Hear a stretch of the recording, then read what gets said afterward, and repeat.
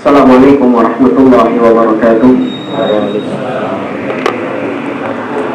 Innal hamdalillah nahmaduhu wa nasta'inuhu wa nastaghfiruh wa na'udzu billahi ta'ala min shururi anfusina wa min sayyiati a'malina. Man yahdihillahu fala mudilla lahu wa man yudlil fala hadiya lahu. Wa asyhadu an la ilaha illallah wahdahu la syarika lahu wa asyhadu anna Muhammadan abduhu wa rasuluh.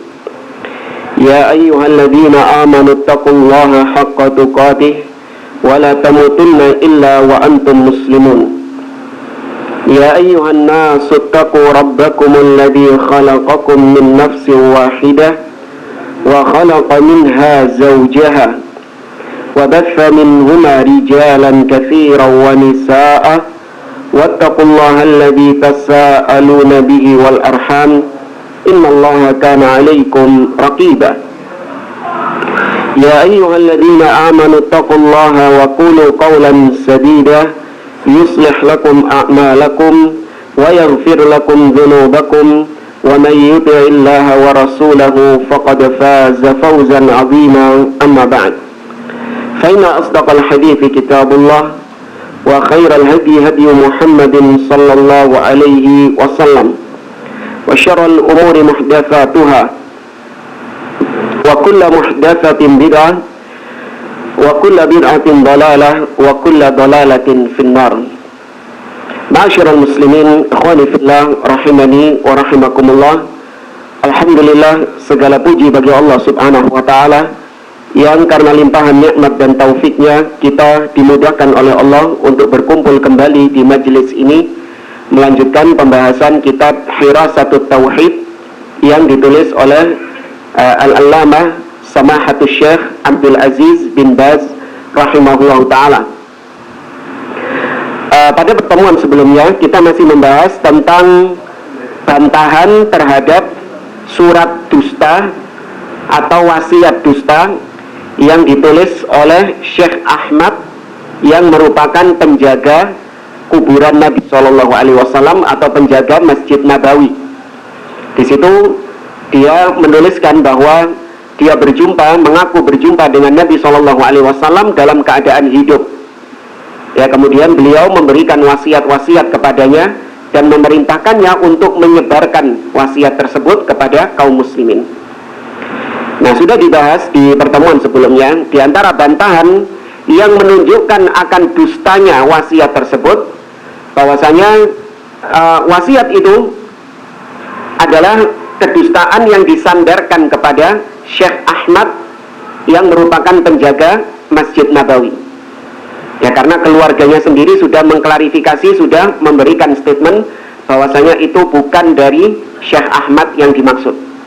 Tapi katakanlah memang benar itu dari Syekh Ahmad, maka kita bantah tetap bahwasanya itu dusta dari sisi yang pertama kemarin, bahwasanya mustahil ada orang yang melihat Nabi SAW berjumpa dengan Nabi SAW dalam kondisi terjaga setelah wafatnya Nabi SAW. Ini mustahil. Ya, tapi kalau di dalam mimpi itu masih bisa dibenarkan selama memang ciri-cirinya seperti yang disebutkan oleh para sahabat tentang ciri-ciri Nabi SAW. Seperti ada kisah Abdullah bin Abbas pernah mendapati ada seorang tabi'in yang dia mengaku bahwa semalam dia bermimpi bertemu dengan Nabi SAW. Tabi'in ini pernah bertemu Nabi enggak? Enggak, sahabat yang ketemu Nabi. Maka ketika itu Abdullah bin Abbas bertanya, bagaimana Nabi yang kau lihat di dalam mimpimu itu? Kemudian kata orang ini, fa innahu yushbihul Hasan. Karena Nabi yang aku lihat di dalam mimpiku itu wajahnya mirip seperti Al Hasan, yakni Hasan bin Abi Thalib, anaknya Ali bin Abi Thalib alias cucunya Nabi SAW. Maka itu pun dibenarkan oleh Abdullah bin Abbas. Naam, fa innahu yushbihul Hasan. Iya, betul. Memang Nabi SAW itu wajahnya mirip dengan Hasan bin Ali bin Abi Thalib. Maka ini kebiasaan para salaf, orang yang mengklaim mengaku ketemu Nabi dicocokkan dengan ciri fisiknya Nabi SAW. Nah, kemudian kita sampai di bantahan yang kedua, kata beliau, Al-wajhu tsani, bantahan yang kedua, anna Rasulullah sallallahu alaihi wasallam la yaqulu khilafal haq la fi hayatihi wala fi wafatihi.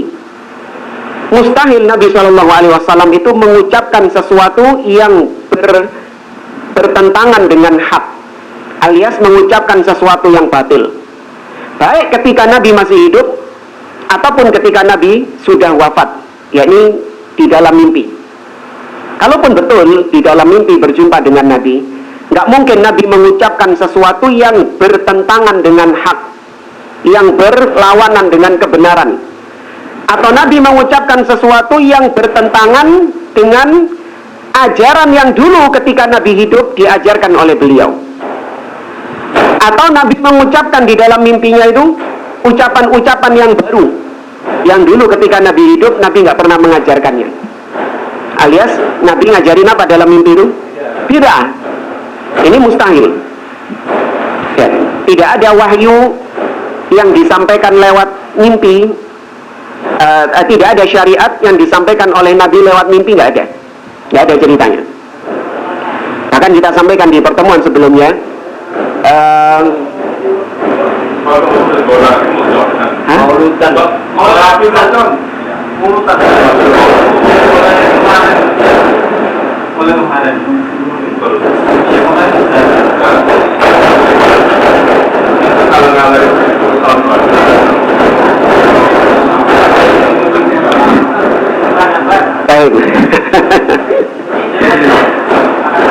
Dan sudah kita sampaikan di pertemuan yang lalu tentang ucapan Al-Imamun Nawawi rahimahullahu ta'ala dalam kitabnya Al-Majmu' Syarah Al-Muhadzab, di mana beliau menyebutkan apabila tanggal 29 Sya'ban ada seseorang yang bermimpi bertemu Nabi SAW.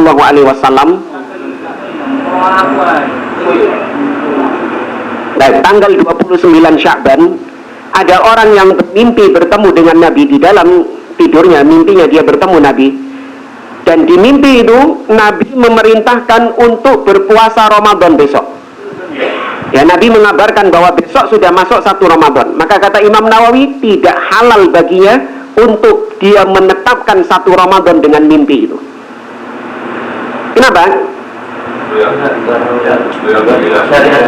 Nah, karena yang disampaikan Nabi ketika hidup menentukan 1 Ramadan dengan melihat hilal, bukan dengan nunggu mimpi. Nggak ada Nabi mengatakan Ramadan nanti ngentenono aku nang mimpi ya, tak kandani kok kapan melbu 1 Ramadan. Nggak ada syariat seperti itu ya. Maka meskipun mimpi bertemu dengan Nabi, tapi kalau yang dikatakan Nabi di dalam mimpinya itu bertentangan dengan ajaran beliau ketika beliau masih hidup, maka tidak boleh diamalkan ya. Yang mungkin itu adalah Nabi mengamalkan, mengajarkan atau berbicara di dalam mimpi apa-apa yang memang sudah beliau ajarkan ketika dulu masih hidup.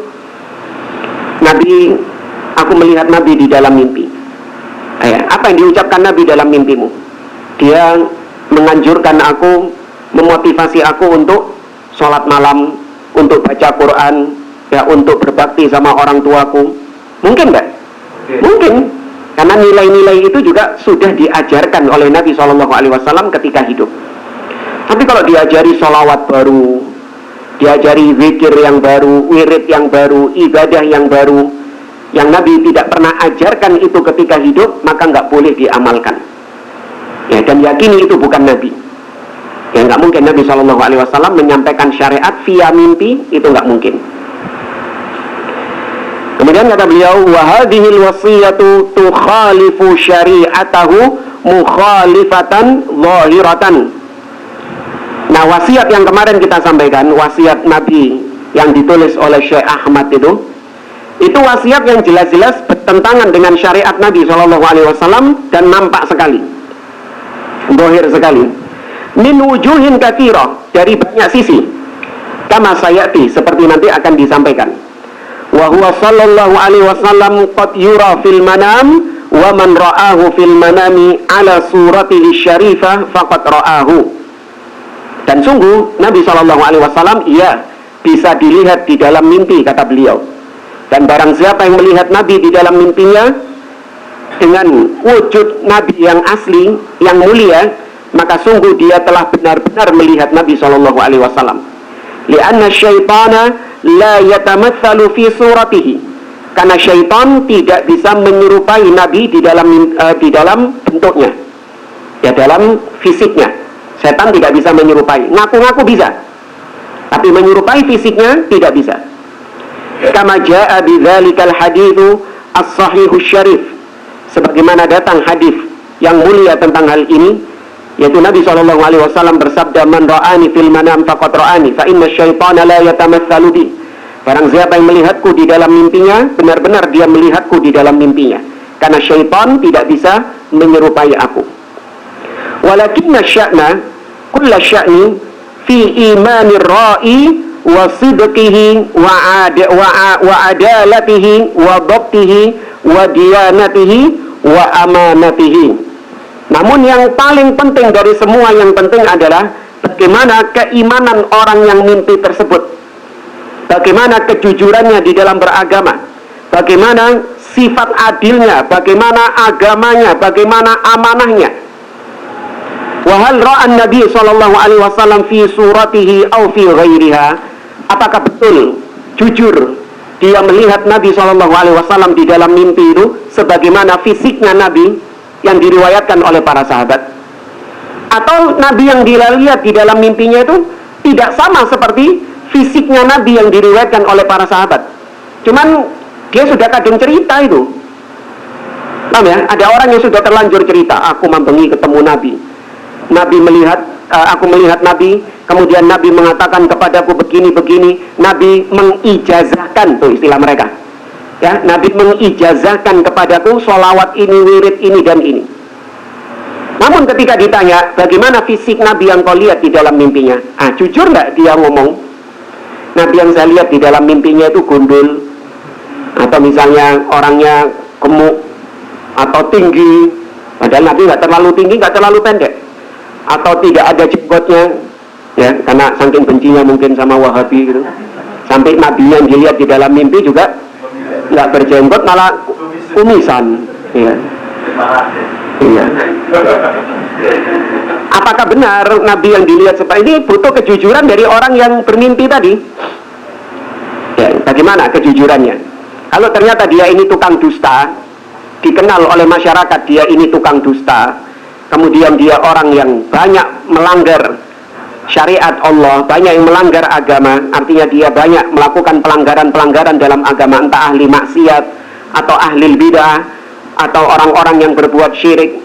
Kemudian dia cerita tentang mimpi ketemu Nabi SAW. Ini bisa dipercaya nggak? Bisa dipercaya.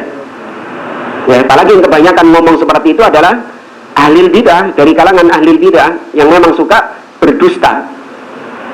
Ya, memang gemar berdusta. Maka nggak perlu untuk diimani. Toh kalau kita tidak mengimani ceritanya bertemu dengan Nabi, apakah berpengaruh dengan agama kita? Tidak. Cukup bagi kita hadis-hadis Nabi SAW yang sudah ada. Ya, adapun mimpi yang dikoar-koarkan sama mereka, kalaupun tidak kita imani, tidak akan mempengaruhi hadis Nabi SAW. Jangan dianggap terus kalau kita nggak percaya sama mimpinya, hilang amalan. Wah, nanti kalau kita nggak percaya sama Habib Fulan ini, nanti kita nggak bisa mengamalkan amalan-amalan yang dibawa sama Nabi lewat mimpinya Habib Fulan ini. Nggak ada amalan-amalan, nggak akan pernah ada amalan-amalan yang diberitahukan Nabi lewat mimpi-mimpi itu. Maka nggak usah dipercaya orang-orang demikian. Ya, apalagi bahkan bukan cuma mimpi ketemu Nabi, dalam keadaan terjaga mengaku bertemu Nabi SAW. Banyak ya cerita-ceritanya, apalagi sudah banyak yang viral gitu kan. Bukan, yang ketemu Nabi. Iya, ada yang satu Habib, dia ini pernah keluar rumah, kemudian ditanya sama tetangganya, loh Habib kok sendirian aja, temennya nggak diajak? Kata dia, teman siapa? Itu yang biasa sama Habib di rumah itu, di dalam kamar itu. Kau melihatnya? Iya, aku melihatnya, orangnya tampan, ganteng, ini baik gitu. Tahu siapa yang menemani dia di dalam rumah? Rasul katanya. Lapo nang omamu ngono.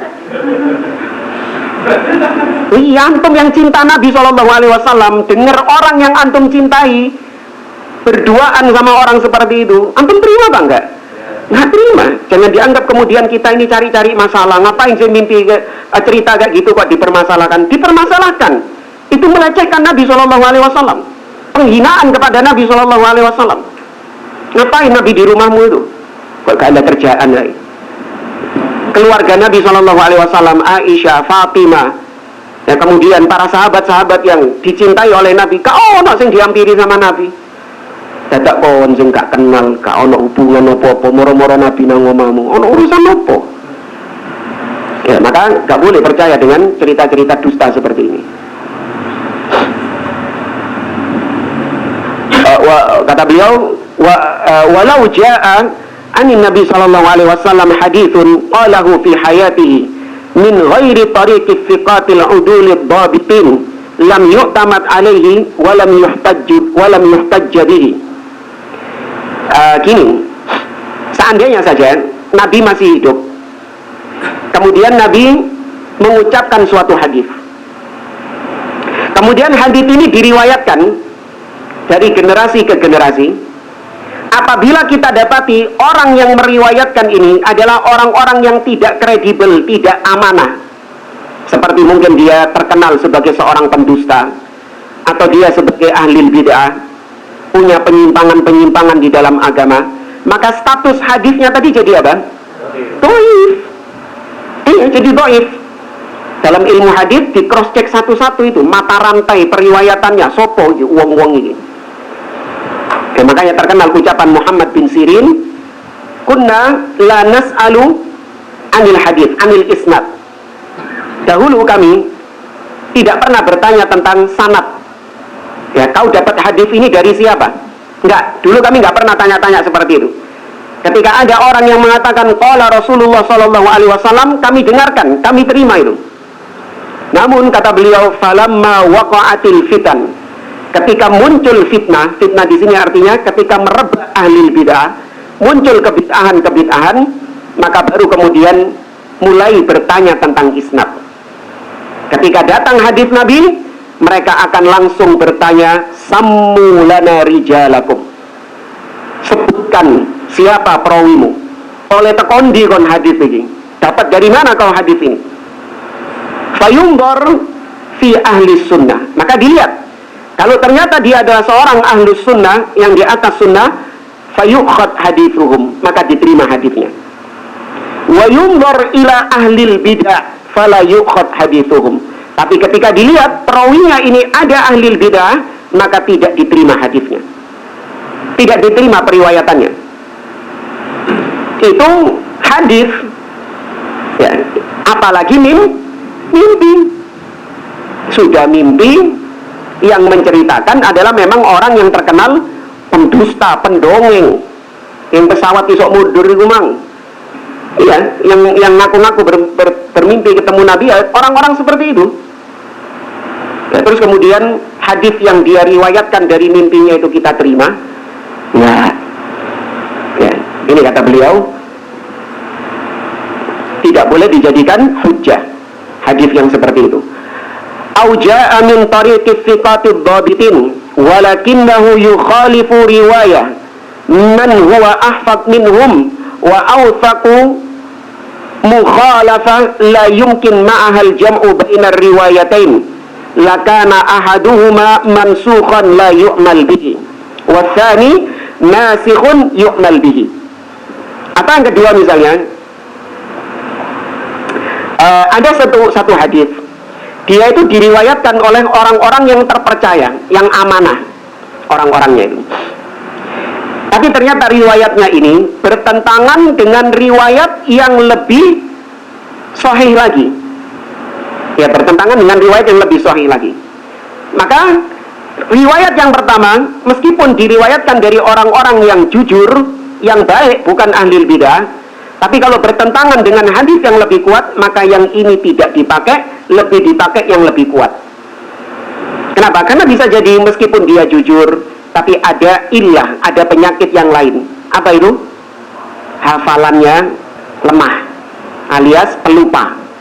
Orangnya jujur, Cuman ketika dilihat ini hafalannya lemah alias sering lupa, maka status hadisnya tetap jadi dhaif.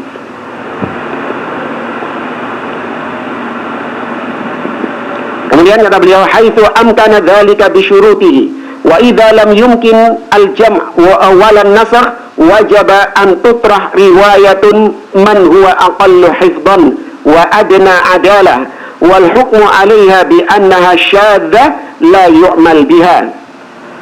Kata beliau, atau mungkin kalau bisa digabungkan dua hadis tadi. Hadis yang pertama datang dari riwayat orang-orang yang jujur, sedangkan yang kedua lebih kuat, lebih banyak periwayatannya, lebih mutawatir. Kalau bisa dijamakkan, maka dijamakkan. Maka kalau nggak bisa, berarti yang satu harus mengalah, harus dihapuskan, karena bertentangan ini dua hal ini. Ya, harus dibuang salah satunya, karena tadi mungkin ada illah, ada cacat. Nah, ini dalam hadis disebut dengan syad, hadis yang syad, hadis yang nyeleneh. Kenapa nyeleneh? Karena bertentangan dengan riwayat-riwayat yang sahih, yang lebih masyhur, lebih kuat. Iki ana siji periwayatan siji dhewe iki, agak lain ini. Ya, riwayatnya agak lain ini. Bukan dari ahli bid'ah, bukan, tapi agak lain dia. Maka yang ini kalau nggak bisa digabung, maka tidak dipakai, ya, tidak diamalkan. Ini dalam masalah hadis. Fakaifa biwasiyah la yu'raf sahibuha alladhi naqalaha an Rasulillah sallallahu alaihi wasallam. Bagaimana lagi dengan wasiat yang ditulis sama Syekh Ahmad tadi itu, katanya itu nggak jelas yang meriwayatkan siapa, sing mutu kopi sopo. Nah, yang kemarin kita ceritakan itu sampai di fotokopi. Kalau misalnya ada orang, andaikan ini benar ya dari Syekh Ahmad, kemudian disebarkan, terus akhirnya ada orang yang iseng merubah wasiat, ditambah-tambahi, dikurang-kurangi. Konangan nggak? Nggak konangan akhirnya. Iya, karena yang meriwayatkan banyak. Siapa saja yang meriwayatkan ini nggak jelas semua. Ada orang yang jujur, ada orang yang pendusta, ada yang niatnya baik, ada yang niatnya memang jahat.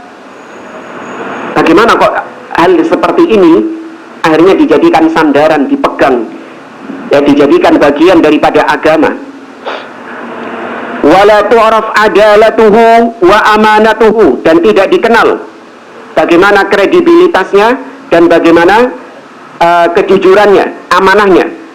Fahiya wal halatu hadhihi haqiqah bi an tutrah wala yaltafitu ilaiha.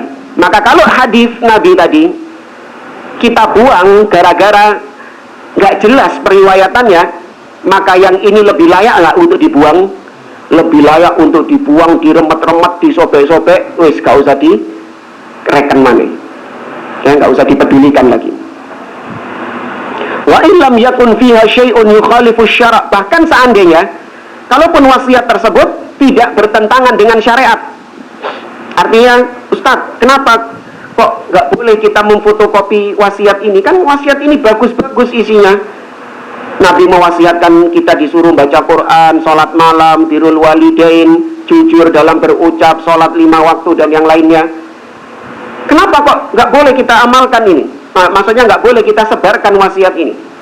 Tetap nggak boleh disebarkan. Kenapa? Karena yang menyebarkannya ini atau yang menukilkannya ini adalah orang-orang yang tidak jelas. Kalau kita bermudah-mudahan dalam hal ini dengan alasan kan ini isinya benar, ya, ini isinya benar, nanti akan membuka pintu bagi orang-orang lain untuk membuat hal yang serupa dan isinya bukan lagi kebenaran. Mirip seperti ahli bid'ah, ya. Ana lihat sebagian ahlu sunnah, sebagian orang yang katanya sudah ngaji sunnah, ana lihat sebagian statusnya atau share yang di-share sama dia itu masih menukil potongan-potongan video dari tokoh-tokoh ahli bid'ah. Jelas-jelas tokoh-tokoh ahli bid'ah masih dinukil sama dia. Ya, pernah saya negur satu orang yang dia ngaji sunnah, bukan dari kalangan ahli bid'ah, bukan, masih menukil potongan video dari seorang yang mengatakan bahwasanya Al-Quran ada surat pemusik. Ya, jelas penyimpangannya orang ini banyak dibantah oleh para ahli ilmu. Ketika dia nge-share itu, kita nasihati bahwasanya orang ini tidak di atas akidah ahli sunnah. Dia termasuk di antara corong kesesatan abad ini, corong kesesatan di negeri kita, termasuk ahli bid'ah. Apakah orang ragu akan hal itu? Dia jawab, enggak, saya tahu dia ahli bid'ah, tapi yang video yang ini benar, baik gitu loh. Bukan, saya nge-share-nya itu bukan pas dia ngomong bid'ahnya, bukan. Tapi yang saya omongkan, yang saya share ini adalah yang benar.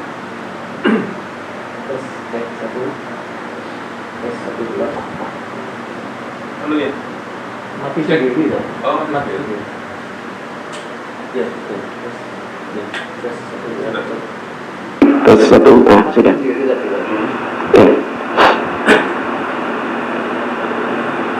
Kata dia alasannya, yang saya share ini nggak ada yang batil, hak isinya. Coba antum cek. Saya cek, saya lihat videonya. Saya jadi males ndelok videonya wong iki. Ya wis. Kita cek, ya benar, nggak ada yang batil, dia mengucapkan hak di situ. Maka saya jawab, bahwasanya ketika engkau membawakan atau nge-share potongan video dari ahli bid'ah, betul, kalau yang di-share ini adalah yang hak. Bagaimana nanti kalau yang di-share ini adalah yang batil? Ya. Atau kau akan menipu kawan-kawanmu yang melihat share-sharanmu ini, melihat video yang akan kau bagikan, mereka akan tertipu. Oh, berarti bagus ya Ustadz ini ya. Itu potongan saja, pasti nanti dia akan nyari yang utuh, kajian utuhnya. Di situ full syubhat. Ya, berarti secara tidak langsung kita sedang mempromosikan ahli bid'ah, kebid'ahannya. Ya, maka nggak boleh menukil ucapan ahli bid'ah, nggak boleh. Banyak ahlu sunnah yang juga berucap seperti ucapan itu. Ya, banyak ahlu sunnah yang juga berucap seperti ucapan itu, sehingga kita nggak butuh dengan ucapannya ahli bid'ah, nggak perlu. Ya, jangan karena beda yang ini bagus pembawaannya, no. Kalau yang ahlu sunnah itu kurang bagus pembawaannya, meskipun materinya sama, tapi pembawaannya kurang bagus, no. Bagus-bagusan, no. Antum perlu isinya apa retorikanya. Kemudian kata beliau, fakaifa idza kanat alwasiyah mustamilatan ala umurin katsira tadullu ala butlaniha. Kalaupun seandainya isinya baik, tetap kita tidak membenarkan wasiat palsu itu. Wasiat Nabi yang palsu yang disebar-sebarkan itu tetap kita tidak membolehkan. Padahal isinya benar, katakanlah. Bagaimana lagi kalau isinya batil? Ya, bagaimana lagi kalau isinya kebatilan? Wa annaha makdzubatun ala Rasulillah sallallahu alaihi wasallam, dan wasiat itu adalah wasiat yang dusta atas nama Rasulullah sallallahu alaihi wasallam. Wa mutadamminatun li tasyri'i dinin lam ya'zan bihillah. Dan wasiat tersebut berisi tentang mensyariatkan sesuatu dari agama yang Allah Subhanahu wa taala tidak pernah mengizinkannya.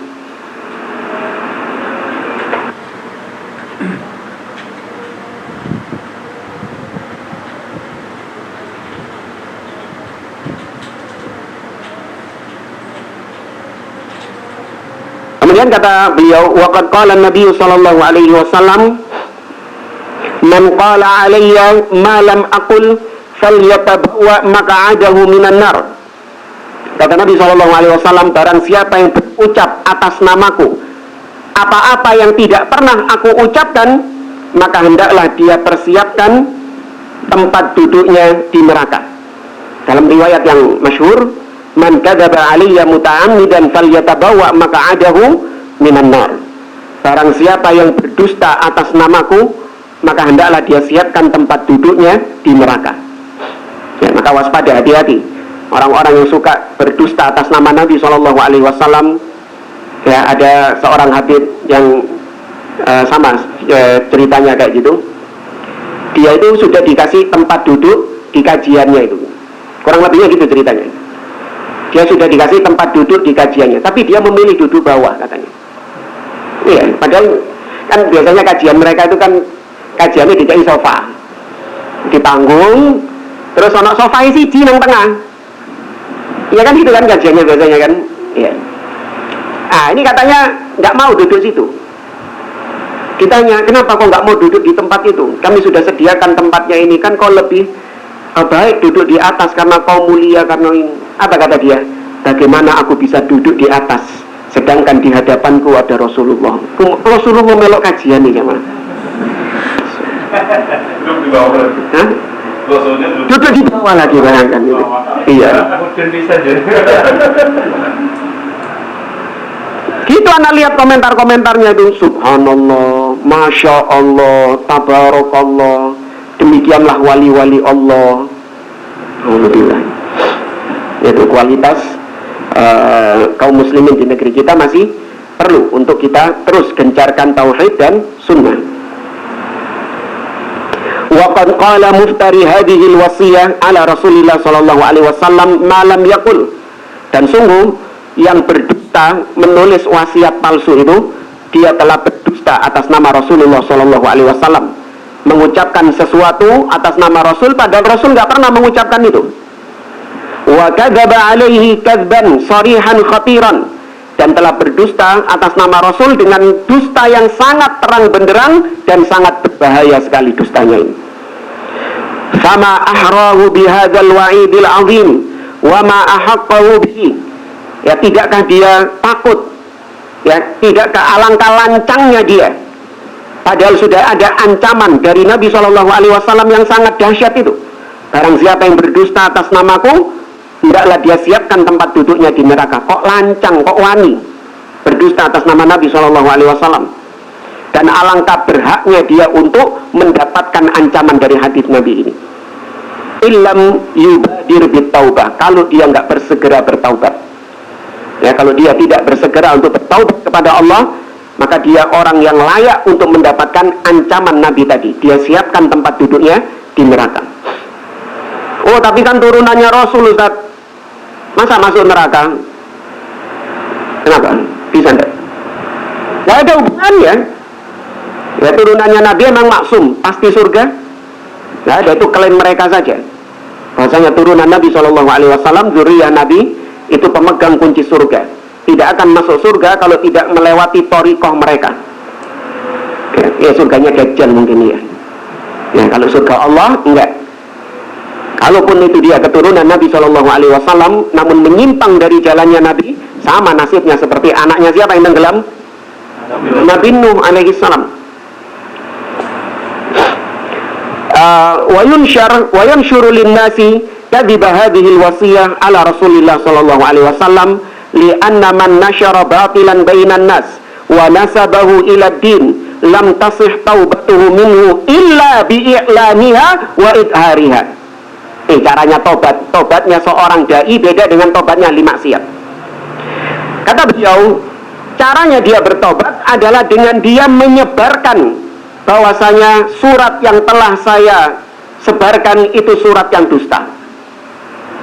Ya, surat yang sudah saya sebarkan itu adalah surat yang dusta, maka barang siapa yang menerima surat itu dari saya, wasiat itu dari saya, maka saya berlepas diri. Jangan dipercaya. Saya bertobat kepada Allah, saya memohon maaf kepada Nabi SAW telah berdusta atas nama beliau. Tobat kepada Allah. Itu cara tobatnya. Bukan terus dibiarkan sudah, nggak mau mengklarifikasi. Biarkan saja itu tersebar. Yang penting saya sudah tobat kepada Allah. Oh enggak.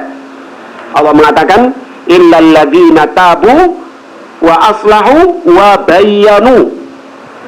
Orang yang bertaubat itu dia memperbaiki dan menjelaskan kepada umat. Bahasanya jalan atau apa yang dia ucapkan selama ini keliru, salah.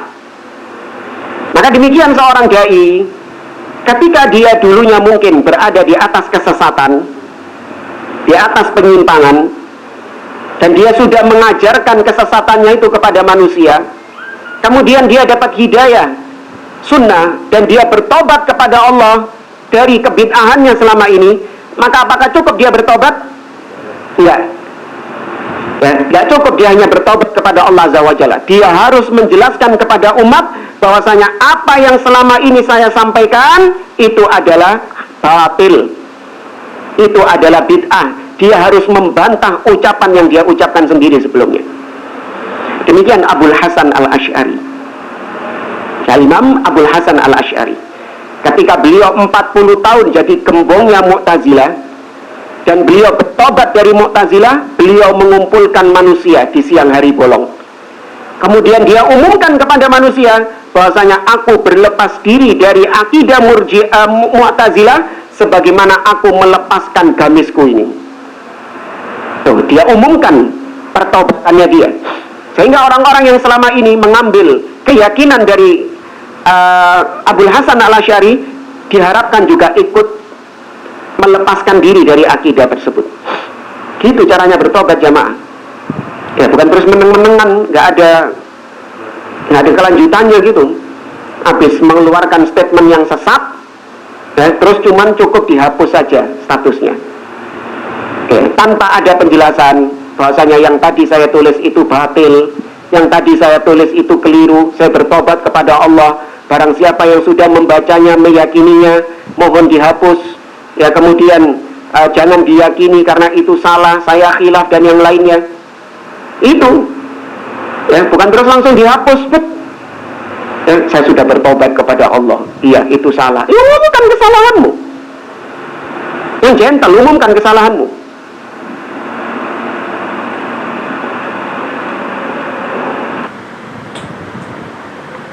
Dan karena kata beliau, karena barang siapa yang sudah menyebarkan kebatilan, kemudian kebatilannya itu disandarkan atas agama, maka tobatnya tidak sah kecuali dengan mengumumkannya kepada halayak. Harus diumumkan. Atau sama juga dengan maksiat. Saya pernah kenal seorang guru privat musik, ya, ngajari gitar, ngajari bass gitu. Alhamdulillah sekarang orangnya sudah tobat. Dia bilang, apakah cukup pertobatan saya dengan berhenti musik, berhenti ngajar musik? Ya, oh nggak cukup. Ya. Harus dengan cara kau umumkan kepada murid-muridmu dulu bahwasanya musik haram.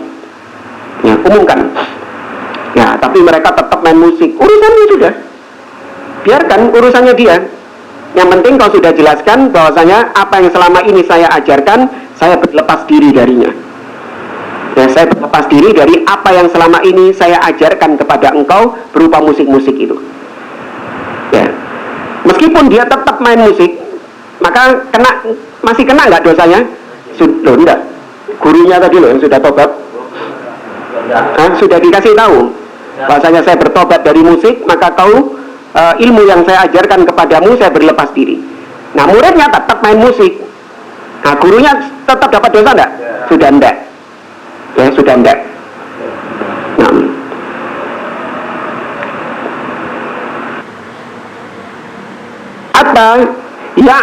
Hatta ya'laman nasu ruju'ahu an takdzihi wa takdzibihi li nafsihi.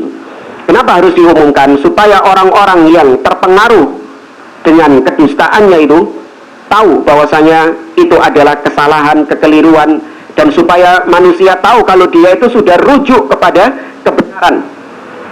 Ya, sudah rujuk kepada kebenaran. Nah, ada fenomena juga dari sebagian orang yang suka bermudah-mudahan mengangkat dai-dai yang katanya mantan ini dan mantan ini. Ini ustadz, dia itu dulunya mantan LDII misalnya. Ya, dia adalah mantan LDII. Atau ini ustadz mantan Syiah misalnya. Oh, ini ustadz mantan apalah gitu, pokoknya mantan ahli bidah. Nah, langsung diustadkan. Ya, langsung disuruh ngisi kajian lah, atau mungkin langsung diikuti taklim-taklimnya gitu. Padahal kita tidak tahu bagaimana pertobatannya kepada Allah dan bagaimana dia berlepas diri dari keyakinan lamanya, kita nggak tahu. Hanya sebatas dia ngaku-ngaku saja. Nah, ini nggak boleh. Seseorang harus dia itu menyatakan di hadapan manusia. Kalaupun dia memang sudah bertobat, maka kewajibannya adalah dia mempelajari lagi agama atau manhaj baru yang sudah dia kenal, yang belum dia kenal sebelumnya. Orang dulunya sufi misalnya, nggak kenal manhaj salaf. Di sufi itu diustadkan dia. gede, ustadz besar. Kemudian dia tobat dari akidah sufi, milih akidah salaf, beralih ke manhaj salaf, langsung jadi ustadz. Jok sinau dhisik. Iya, sinau dulu, jangan terus dulu kan saya di sana jadi ustadz, masa di sini nggak jadi ustadz? Oh, gak iso. Sinau dhisik kon. Iya, karena manhaj salaf ini masih baru buat engkau. Kalau kau sufi, ya sudah pro memang kau. Sudah pro player, sudah sufi. Ngelontok wisan sufi. Tapi kalau manhaj salaf, ini masih baru bagi engkau. Maka orang yang baru bertobat, dia wajib belajar. Dia bersihkan sisa-sisa pemikiran lamanya itu. Diresihi dhisik sama dia. Ya, jangan terus kesusu tampil. Ya, yang lebih parah lagi, mantan orang kafir. Mantan Nasrani, ya, mantan pastor katanya. Masuk Islam jadi mu'alaf, langsung apa? Langsung ceramah, jadi ustadz. Baca Quran belepotan tidak bisa.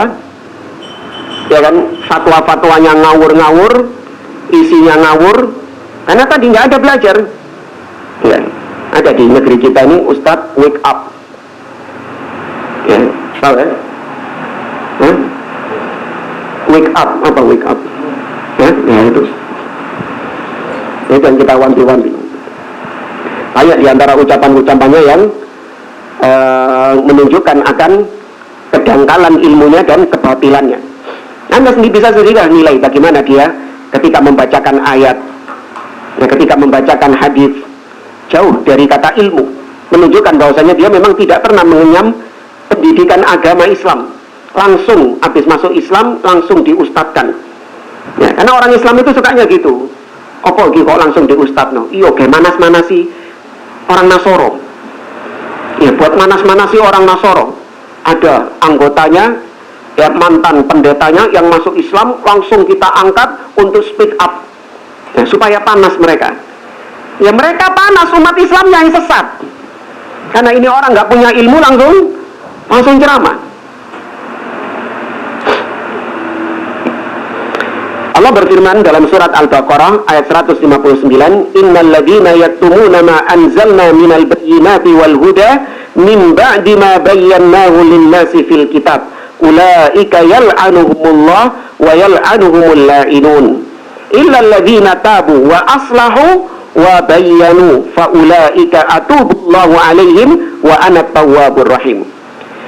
Kata Allah, sesungguhnya orang-orang yang menyembunyikan apa-apa yang kami turunkan dari keterangan-keterangan dan petunjuk, mimba dima bayyanahu linnasi fil kitab, setelah kami jelaskan itu kepada manusia di dalam kitab tapi disembunyikan sama dia, maka merekalah orang-orang yang dilaknat Allah dan dilaknat semua makhluk yang melaknat, kecuali kalau dia bertobat, dia memperbaiki dirinya, wa bayyanu, dan menjelaskan pertobatannya. Faulaika atubu alaihim, maka mereka lah orang-orang yang aku terima taubat mereka. Kata Allah, wa ana tawwabur rahim, dan aku sebaik-baik penerima taubat. Fa'awdaha subhanahu wa ta'ala fi hadhihi al-ayatil karimah anna man katama syai'an minal haqq lam tasih taubatuhu min dhalik illa ba'dal islahi wat tabyin. Wallahu subhanahu wa ta'ala qad akmala li'ibadihi ad-din wa atamma alaihim an-ni'mah bi ba'thi Rasulillah sallallahu alaihi wasallam, Muhammad sallallahu alaihi wasallam. Dalam ayat tadi Allah menjelaskan bahwa barang siapa yang menyembunyikan sesuatu dari kebenaran, maka tidak sah tobatnya dia kecuali apabila dia memperbaiki dirinya dan dia jelaskan kekeliruannya itu kepada manusia. Ya, karena Allah telah menyempurnakan agama ini dan telah mencukupkan nikmat dengan diutusnya Nabi Muhammad SAW. Wa ma auhallahu ilaihi minasyara'il kamil, dan Allah sempurnakan agama ini dengan wahyu yang Allah turunkan kepada Nabi SAW berupa syariat-syariatnya yang sempurna. Wa lam yaqbidhu ilaihi illa ba'dal ikmali wat tabyin, dan Allah tidak mewafatkan Nabi SAW kecuali agama ini telah sempurna. Al-yawma akmaltu lakum dinakum wa atmamtu alaikum ni'mati wa raditu lakumul islam madina.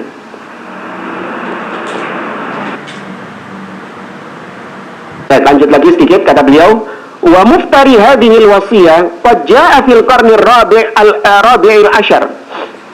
Nah, wasiat tadi, wasiat yang dusta atas nama Nabi yang katanya ditulis oleh Syekh Ahmad, itu datang pada abad ke-14 Hijriah.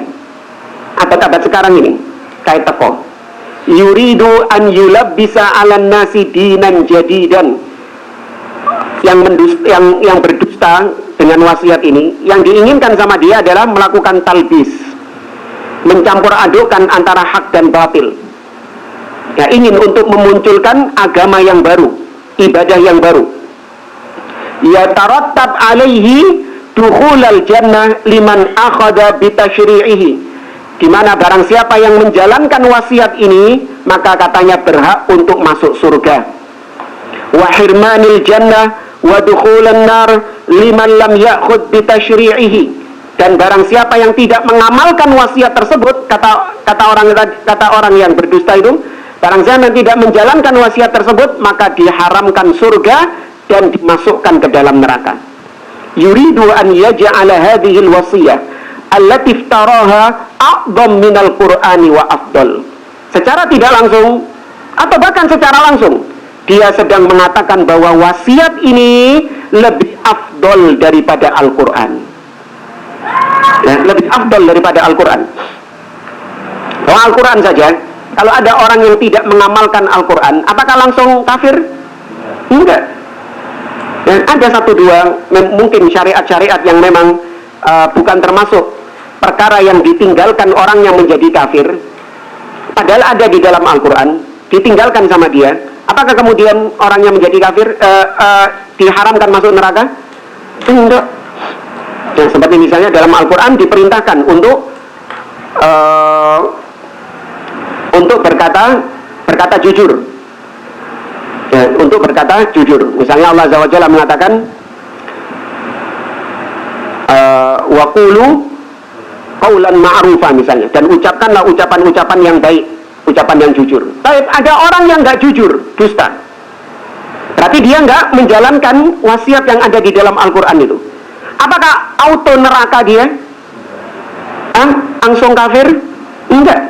Tapi beda sama wasiat itu. Lebih serem ini. Nggak menjalankan wasiat tersebut, maka dimasukkan neraka dan diharamkan surga. Ya, yang kemarin kita sampaikan itu.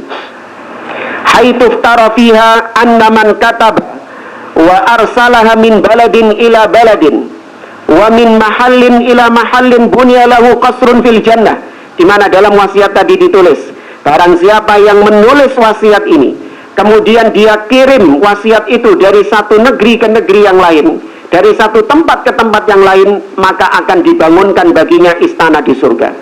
Wa man lam yaktubha wa yursilha harumat alaihi syafa'atun Nabi SAW yaumal qiyamah. Tapi barang siapa yang nggak mau menulis wasiat ini dan nggak mau menyebarkannya, maka diharamkan mendapatkan syafaat Nabi SAW di hari kiamat.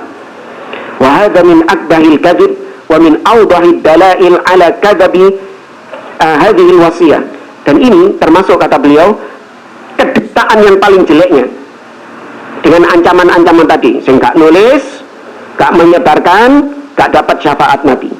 Yang menyebarkannya, maka dia akan dibangunkan istana di surga. Kata beliau, ini kedustaan yang paling jelek dan bukti yang paling jelas akan dustanya wasiat ini. Wa qillatu haya'i muftariha, dan kedua isim nih sing nulis ini. Ya, qillatu haya, sedikit rasa malunya. Bahasa ini gak duwe isim, gak punya malu yang mendustakan ini, yang berdusta ini. Wa 'azuma jur'atuhu 'alal kadzib, dan alangkah besarnya kelancangan orang ini untuk berdusta. Bahasa kita wani loh wong iki. Nah, lancangnya itu wani, berani.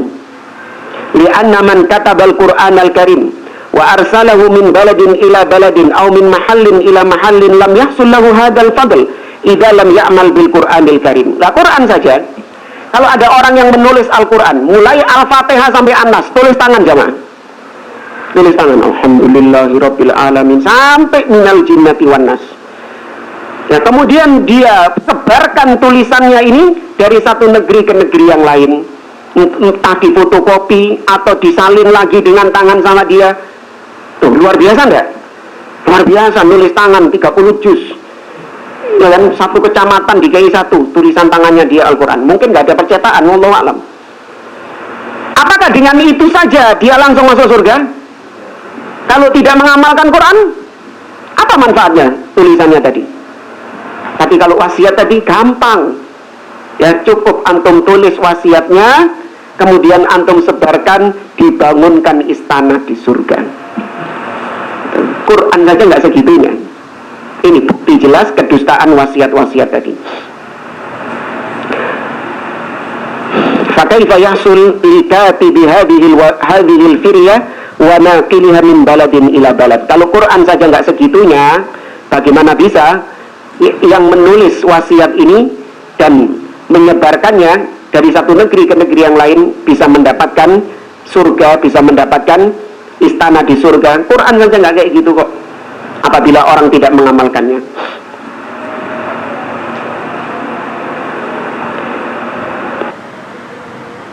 Saya cukupkan, kalau ada yang mau ditanyakan. Ustaz, ya, kalau ini mati lagi, Pak. Mati lagi.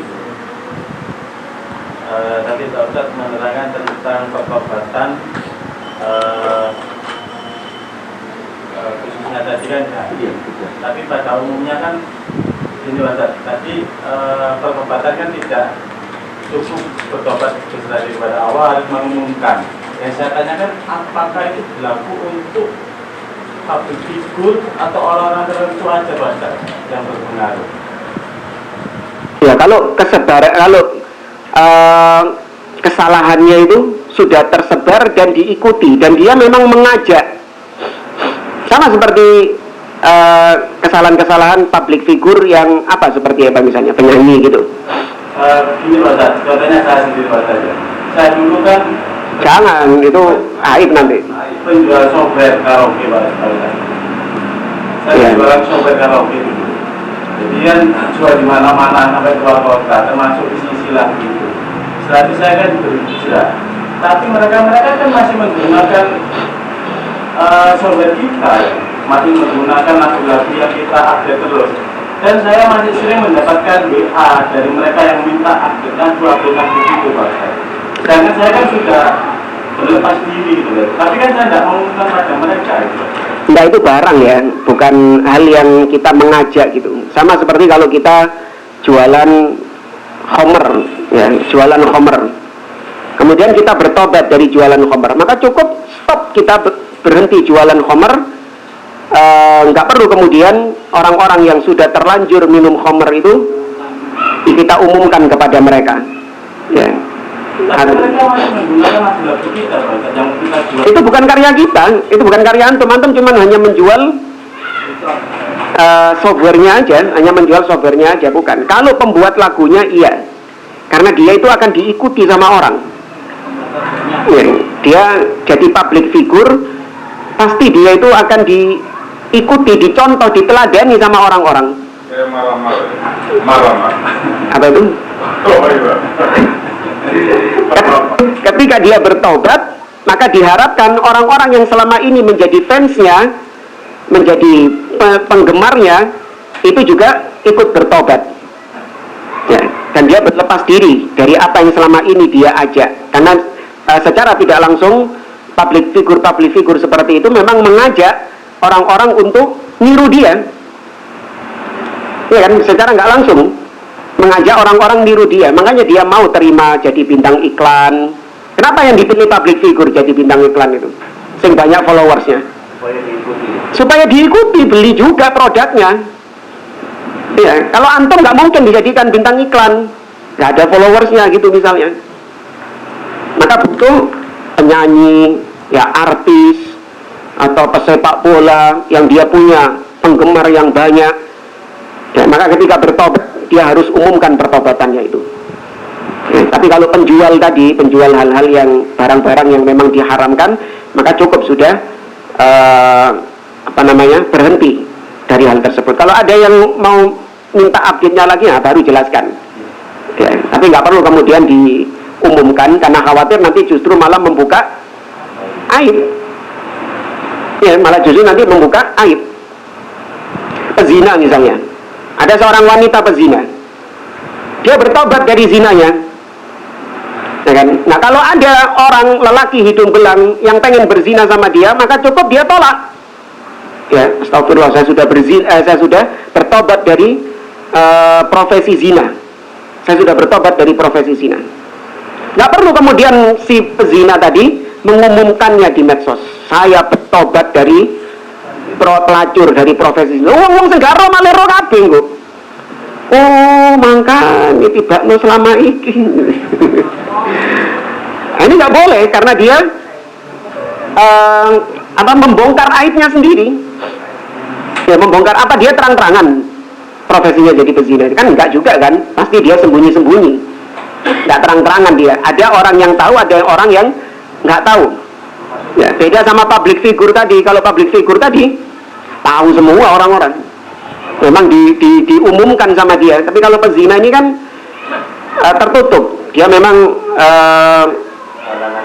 dia memang merasa malu dengan profesinya itu. Maka ketika bertobat nggak perlu diumumkan. Ya, cukup dia bertobat kepada Allah. Kalau ada orang yang mengajaknya berzina, cukup ditolak. Wallahu a'lam. Kenapa? Ya, termasuk profesi-profesi yang syirik misalnya, kayak seperti dukun. Kalau dia tidak mengajak manusia kepada kesyirikan, ya sudah langsung bertobat kepada Allah. Kalau ada orang yang datang kepada dia untuk diramal lagi atau untuk nyantet orang lagi, nah baru jelaskan bahwasanya saya bertobat kepada Allah Subhanahu wa taala. Ya, tapi kalau dia memang sudah promosi kemana-mana, sudah pasang ini atau bahkan bikin sekolah dukun, kursus wallahu a'lam, les dukun apa, nah ini baru diumumkan. Ya, baru diumumkan, wallahu a'lam. Jadi masalah potongan video, ada beberapa itu yang kalau yang ini aku setuju gitu, bahwa itu memang sunnah, seperti sunnahnya takziah membawa makanan gitu. Padahal yang bilang itu Ustaz Ahlul Bidah gitu. Kalau yang dia beli-beli, kalau yang ini aku setuju gitu. Meng-share video, potongan video, tapi yang benar-benar sunnah itu. Maksudnya ahli bid'ahnya ngomong gitu. Ahli bid'ahnya menyampaikan sebenarnya sunnahnya takziah itu membawa makanan untuk diberikan kepada yang ditinggal gitu. Kemudian kita share, kalau yang ini aku setuju gitu. Apakah boleh? Enggak, tetap nggak boleh. Makanya tadi sama, meskipun hak. Misalnya ada ahli bid'ah, contohnya kurang greget. Ada ahli bid'ah membantah ahli bid'ah yang lain. Atau bahkan ada ahli bid'ah yang membantah kebid'ahnya sendiri, kebid'ahan golongannya sendiri. Tetap nggak boleh kemudian kita sebarkan itu dengan alasan untuk dijadikan hujjah bagi para ahli bid'ah yang lain. Kenapa? Karena pasti nanti akan ada orang-orang yang tertipu. Oh, berarti dia sudah di atas sunnah ya. Berarti orang ini memang sudah di atas sunnah. Ini tuh buktinya dia mengatakan bahwasanya ini nggak boleh, ini bid'ah, ini juga. Oh, berarti banyak cocok dengan salafi, manhaj salaf. Yang dilihat cuman sebagian kecil saja yang sama. Di belakang itu banyak yang berbeda, banyak yang masih syubhat. Karena orang-orang kita itu menganggap seorang di atas sunnah itu kalau nggak ikut maulid, nggak ikut tahlilan, ya kan? Coba bicara tentang bagaimana sikap terhadap penguasa. Ya. Coba bicara bagaimana tentang asma wa sifat. Ya. Coba bicara bagaimana tentang masalah takfir, vonis pengkafiran, dan yang lain-lain dari bab yang membedakan ahlu sunnah dengan ahli bid'ah. Lah di situ jelas nampak perbedaannya. Jadi jangan gara-gara hanya satu potongan video yang setuju kita dengan ahli bid'ah itu kemudian kita sebarkan. Jangan, sama seperti tadi. Wallahu a'lam. Terkait ilmu pengetahuan, selama ini kan beberapa dulu kita di sekolah pada akhirnya tahu ada ilmu yang memang kalau dipelajari itu karena penting menghabiskan waktu, terus kemudian juga keluar dari mana salah. Di antaranya materi fisika, teori relativitas, kemudian teori Rutherford, Albert Einstein, kemudian Thomas Charles Darwin dari geologi itu, dan kemudian teori-teori yang dijelaskan itu juga menyelisih dari penjelasan dalam Al-Quran dan Sunnah, dan dia berprofesi sebagai guru. Artinya menyampaikan ke anak-anak, kemudian guru ini dapat hidayah sunnah, dia pasti. Nah, bagaimana totalnya dia menjelaskan? Ya sebisa mungkin ada grup WA alumni gitu.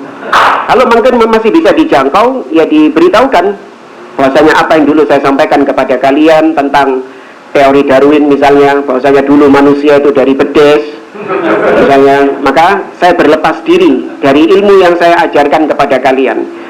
Saya bertobat kepada Allah, yang benar adalah manusia itu semuanya dari Adam, ya bukan dari monyet, tapi dari Adam. Ya kalau memang masih ada yang bisa